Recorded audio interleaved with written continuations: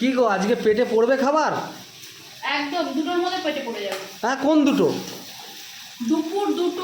দুপুর দুটো তো এখন 1:45 বাজে। তুমি কি হাত পা জ্বালিয়ে 1:45 হাত পা জ্বালিয়ে রান্না করবে? হ্যাঁ হাত পা জ্বালিয়ে তো রান্না করছি, দেখছো না আমি তো ঘরে বসে রয়েছি। হ্যাঁ এমনভাবে রান্না করছো যেন সে একেবারে কাঁধে রুমাল দিয়ে ও 25খানা উনুন জ্বলছে। ঠিক আছে ঠিক আছে, নেচে নেচে না দো, নেচে নেচে না দো। না ওটা তোমার কাজে, আমার কাজে না। কেন বলো তো? সেই শিল্পকলা তোমাদের মধ্যে নেই। না, একদম জানো নেই। মুনি ঋষিরা কি বলেছে জানো? কি?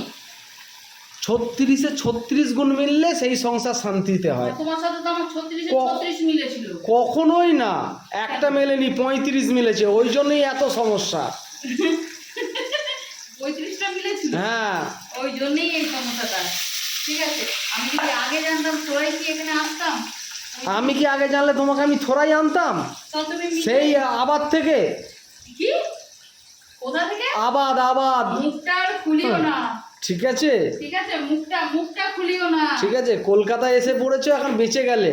মুখটা খুলিও না।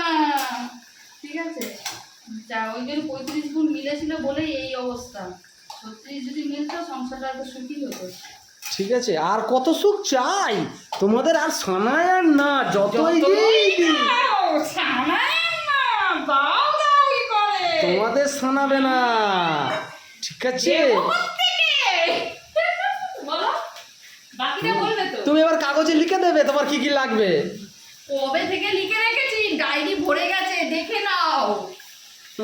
দেখে নাও, দেখো তো না। একটু লেখাপড়া যদি শিখতে পড়ে নিতে ডায়েরিটা, কিন্তু ডায়েরি তো পড়বে না। তুমি তুমি লিখে লেখাপড়া তোমরা শিখেছো আদৌ? না, একদম না। হ্যাঁ একদম না। ঠিক আছে, খালি লিখে দেবে, কতবার লিখে দেবো? পাঙ্গুল ক্ষয়ে চলে যাচ্ছে, পেনের মুখ বোতাই দেখো লিখে দেবে। শোনাচ্ছে আর না। চলো চলো তাড়াতাড়ি করো।